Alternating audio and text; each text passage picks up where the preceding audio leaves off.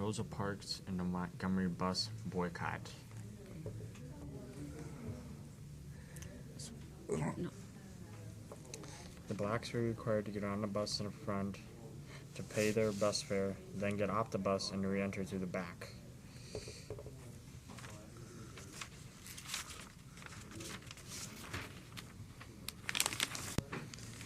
The blacks knew the rules. If the front section of the bus, which is for the whites, became full, the black passengers had to give up their seats in the back, even if that meant standing up.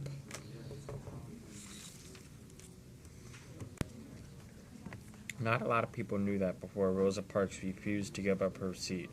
15-year-old Claudette Calvin had refused to give up her seat 9 months before on March 2nd, 1955.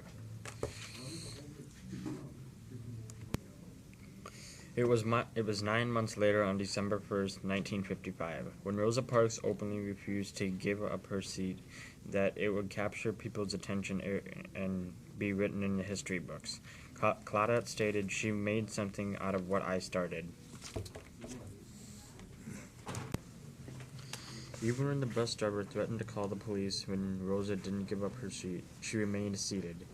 Rosa's response was, "You may go on and do so." The 42-year-old seamstress was arrested, taken into custody, booked, and placed behind bars. She wasn't arrested for violating segregation laws, but for disorderly conduct, and was fined $10 and $4 in court costs. After Rosa was arrested, the Women's Political Council called for a one-day bus boycott. 90 to 100% of the black community in Montgomery chose to participate in the boycott. On December 5th, a mass meeting at Holt Street Baptist Church was held to discuss the continuation of the boycott. The people elected Reverend Martin Luther King as president of the Montgomery Improvement Association. This began the notoriety for Reverend King. Martin Luther King Jr. and city commissioners met with the bus company officials and presented a formal list of demands.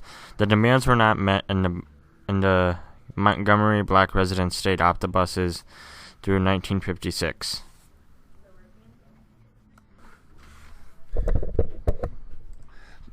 They handed out 35,000 flyers to tell people to stay off the bus. The boycott was named the Freedom Walk. 40,000 people participated in the boycott. Day one of the bus boycott was rainy, but that didn't stop the black citizens from walking to work. This was the beginning of the modern civil rights movement. They continued to walk day after day.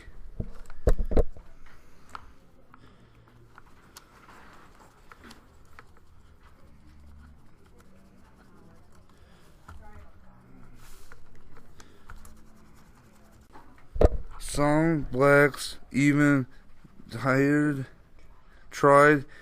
hitchhiking.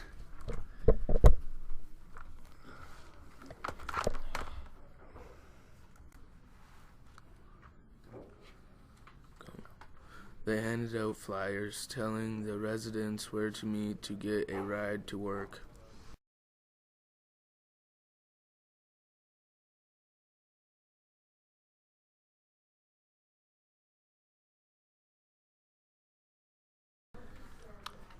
They set up free cab rides to get to work.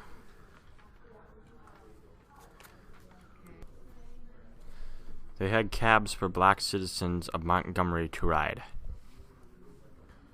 Churches bought cars and station wagons for helping with the transportation system. Pickup and delivery points were designated around the city, and routes were established. The carpool developed into an efficient, cost-effective means of transportation. Former black bus passengers wave goodbye as it drives by. 42,000 blacks took part in the boycott. Go. The city police harassed the system by enforcing laws against crowding and a variety of minor traffic violations, but it succeeded anyway. The bus company's finances struggled because 3/4 of the riders were African American, who stopped riding the bus for the Montgomery bus boycott. Reverend King's window was shot during the bus boycott. His house was also bombed. Reverend King was arrested on a charge of speeding. The police found any way to arrest people. March 1956,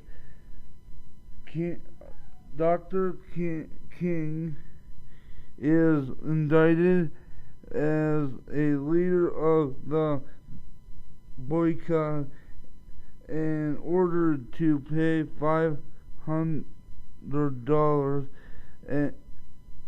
or service 38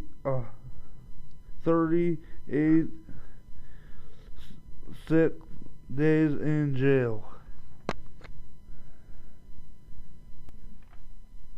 On December 20th, 1956, the federal court ruled in favor to end segregation and that segregated buses were unconstitutional. On December 21st, 1956, the Montgomery buses officially desegregate the Montgomery Improvement Association ends the boycott. Rosa Parks is now able to sit anywhere she wants on the bus.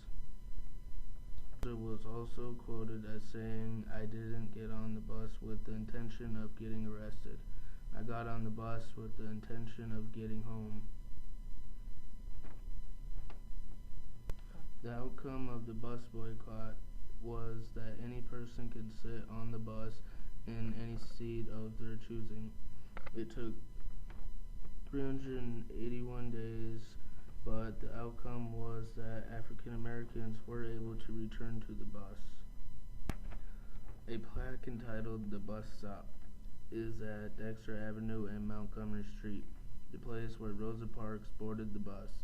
It pays tribute to her and the success of the Montgomery bus boycott.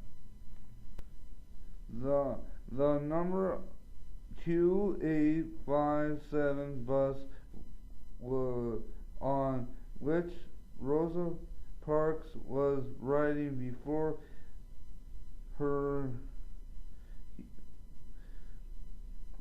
arrested is now at the Henry Ford Museum in Detroit.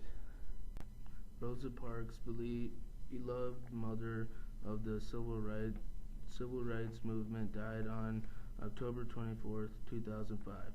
At the age of 92, the U.S. Senate passed a resolution to honor Rosa by allowing her body to lie in honor in the U.S. Capitol Rotunda.